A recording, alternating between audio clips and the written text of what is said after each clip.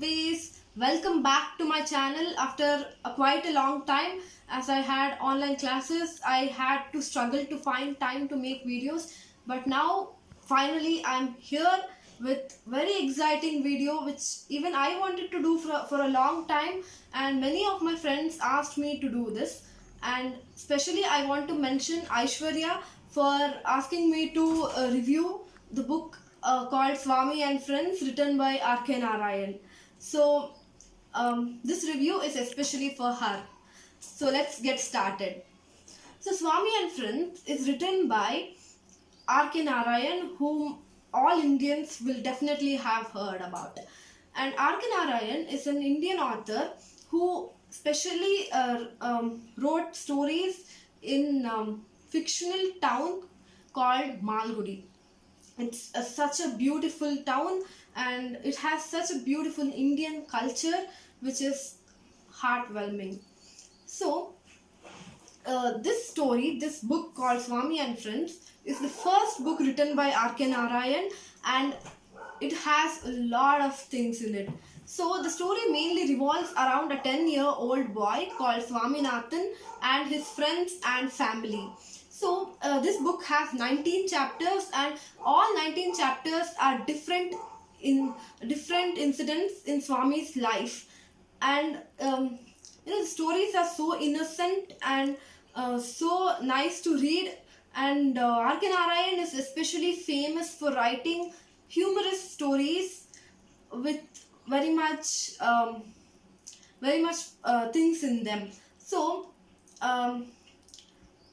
this book was set actually during the British rule, so we also get to see a part where people are working against the British rule, and Swami also gets along with them to avoid going to school, which is really very funny because he accidentally throws a stone at his headmaster's office, and peon notices him, and then the next day Swami gets suspended from the school, and his father joins him to one more school called the board school, which is really very strict. So that incident is really sad in Swami's life. And also when he is in this school called Albert Mission School, he creates a lot of adventures, and very funny among them is when he gets into an argument with his English teacher called Mr. Ebenezer, and there Mr. Ebenezer actually don't like Hinduism, so he criticizes Hinduism, which offends Swami, and to talk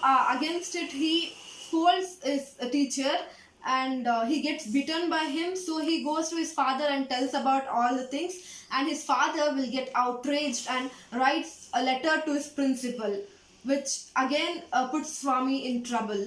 So all these innocent incidents will be so relatable and so likely, and they'll be so nice to read, and you will not get to know how your time's going, and I guarantee you that this book is a page turner. So one more incident in which I would like to mention is Swami's friends will open a cricket team called MCC, that is Malgudi Cricket Club, and they make Swami a bowler. He is very good in bowling that his friends call him Tate. So what happens is, in Swami's new school, after the school there will be drill practices which is compulsory for every student. But if Swami goes to the drill practices, he will miss the cricket practice. So he has to do something to avoid it.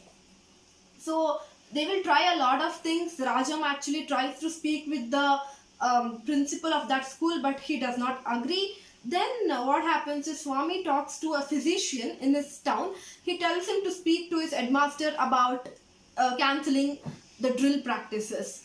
And the physician, to convince him, tells him that I will go and speak, you don't worry about it. But he does not do it.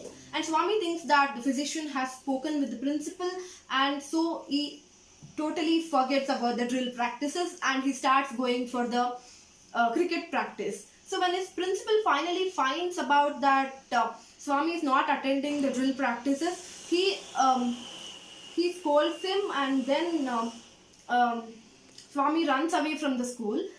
And by the fear that his father may scold for this, he leaves everything and runs into the forest. which is really very humorous to listen, but at the same time it's really sad because he don't know what he has done, and now when he goes to the forest it's midnight and he don't know the way back home, so he struggles a lot, and from the fear he becomes unconscious. Then the next day the car driver picks him up and takes him to the forest officer's house, and the forest officer takes care of him. And then when Swami's father gets to know about this incident, he comes to take Swami from there.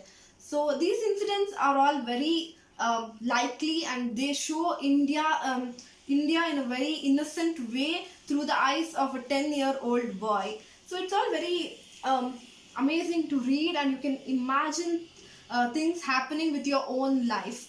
So Swami's life is really innocent and at the same time adventurous, and it's really very nice to read. And also if you're an Indian, then this is the must book for you. So I hope you like this review, and still there are lots and lots of chapters in this book, which is very fun to read, humorous to read, and R.K. Narayan has tried to explore a lot about India. So in one more incident, when Swami comes out from the forest, he gets to know that he missed the cricket match, which was actually lost by them without him in the team, and he gets to know that Rajam is very angry on him, and they will not speak for about 10 days. Then Mani lets Swami know that Rajam is leaving the town because his father has got transferred, and Swami feels so sad for this, and he has not spoken with his friend. He don't have the courage to face Rajam again, but still on the day Rajam is leaving, he picks up a fairy tale from his desk and runs away to give it to him, and when Mani runs behind the train to give it to Rajam, and it's all so innocent and sad to read, and it's really very nice. And friendship is an important theme in this book.